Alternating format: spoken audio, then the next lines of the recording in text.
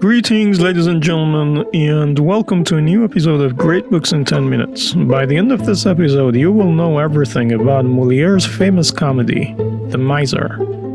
The story of Miser revolves around a stingy old man named Harpagon and his unapologetic love for money.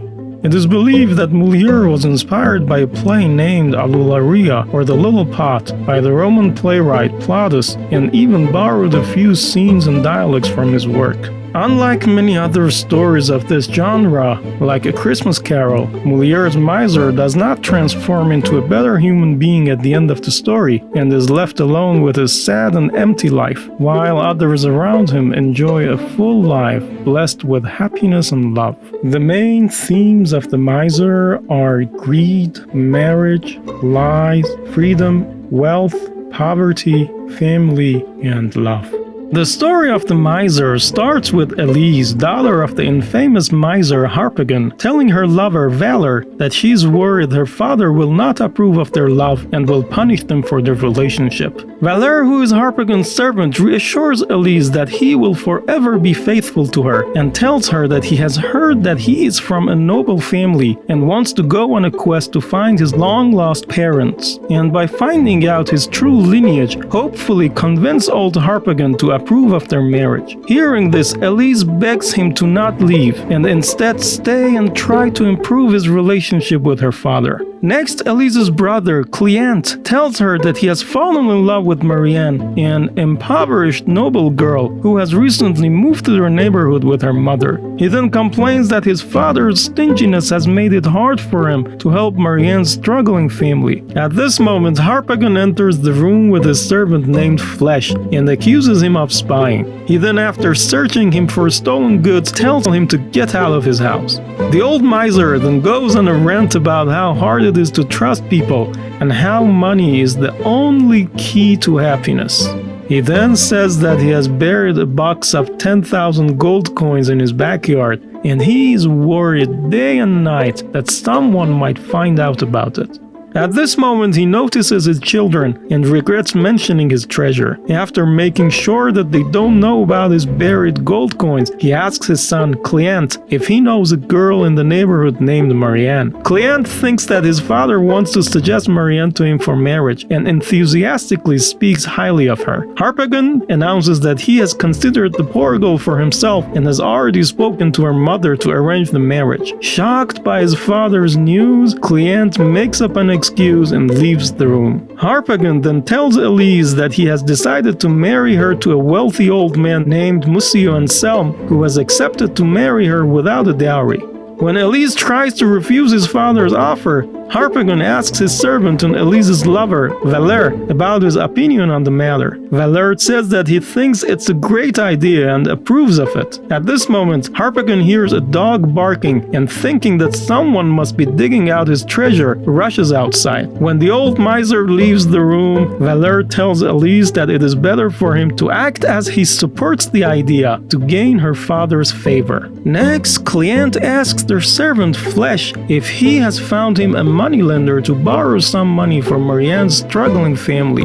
Flesh answers that he has found a lender through his father's friend Monsieur Simone, but the conditions of the loan are very cruel and unfavorable. At this moment, Harpagon and Monsieur Simone enter the scene, and Cleant realizes that the loan broker who he is about to borrow money from is his own father. Harpagon, upon finding out that the borrower is his own son, scolds him, and Cleant responds that he should be embarrassed for taking advantage of people's troubles by offering such horrible conditions. Next, a matchmaker woman named Frozine arrives at Harpagon's house, and after flattering him about his youthful looks and Marianne's interest in him, reassures him that Marianne will be at his house to celebrate Elise's engagement to Monsieur Anselm. Harpagon tells Frozine to let Marianne's mother know that he expects a large dowry. Then he leaves abruptly when the woman asks him to help her with some money and refuses to pay her. Then, in a comedic sequence, Harpagon orders his servants to prepare the house for the dinner in the cheapest way possible.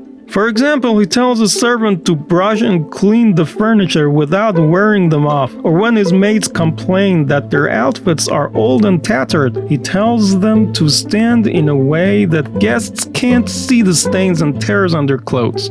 Next, Harpagon tells one of his servants named Jacques that he needs to speak to him. Jacques asks if his master would like to speak to Jacques the cook or Jacques the carriage driver, since both jobs are done by the same person. Harpagon answers that he wishes to speak to Jacques the cook. Jacques then takes his jacket off and underneath it reveals a chef's uniform. Harpagon tells his cook that he must prepare a good meal for the dinner. Jacques answers that he can do that if Harpagon is willing to pay for it. At this moment, Valère, who is trying to gain Harpagon's favor, argues with the cook that it is possible to prepare a good meal without spending too much money. Then Harpagon asks to speak to Jacques the driver, and consequently Jacques puts on his driver's outfit. Harpagon says that he would like him to drive Marianne and his daughter Elise to the fair. Jacques replies that it will be impossible since his horses are so starved that they are almost dead. Valère interferes again and tells Harpagon that he will ask a neighbor if they could use their carriage.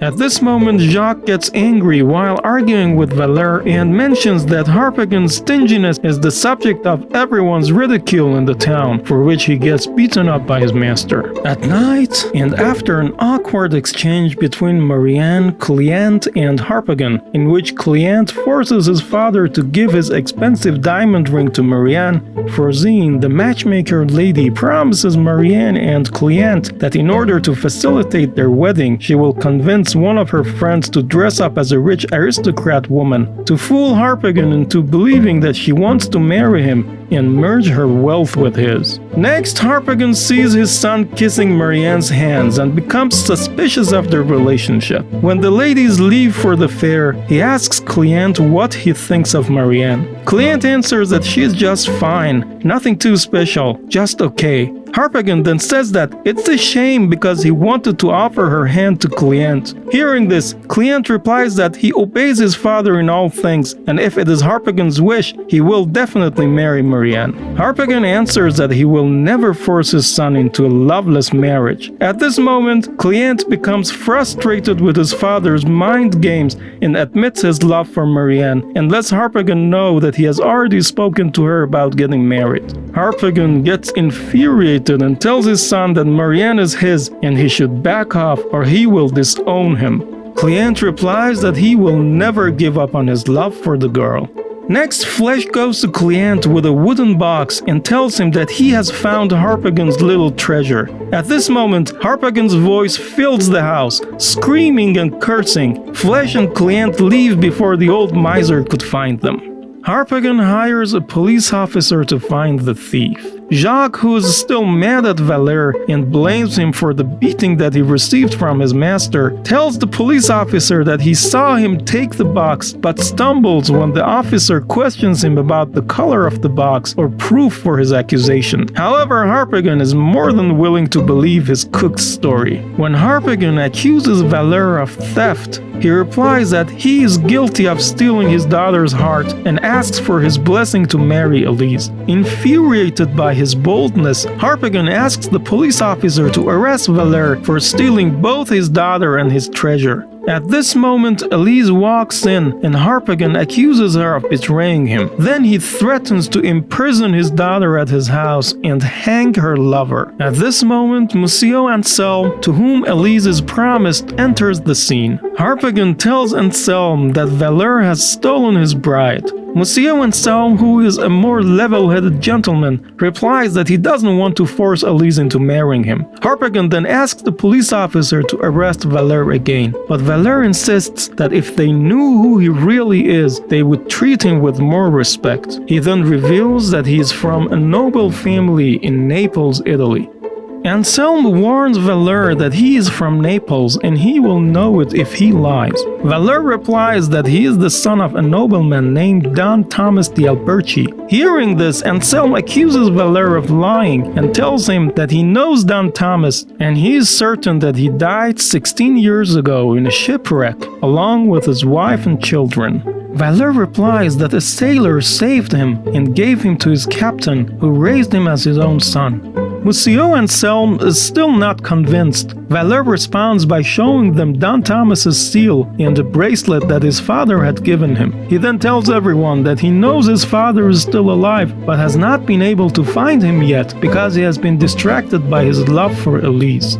At this moment, Marianne, who has been witnessing the exchange quietly, cries out that Valère must be his long-lost brother and says that she and her mother made it out of the shipwreck alive but could never find her father. At this moment, Monsieur Anselme reveals that he is in fact Don Thomas himself and admits that he changed his name and started a new life to cope with the loss of his family. Witnessing this, the unhinged miser asks Monsieur Anselme, Don Thomas now, to pay for his son's theft. In the middle of this argument, Cléante enters the scene and says that he knows where the money is, but he will only tell his father if he agrees to his marriage with Marianne. Monsieur Anselme also insists that Harpagon should agree to the two weddings. Harpagon agrees on two conditions. First, Anselme must pay for the weddings, and also he must buy him a new suit. Monsieur Anselme agrees and pays for everything, including the police officer's report. At the end of the play, Harpagon is left alone with his money box, while everyone else starts a new life.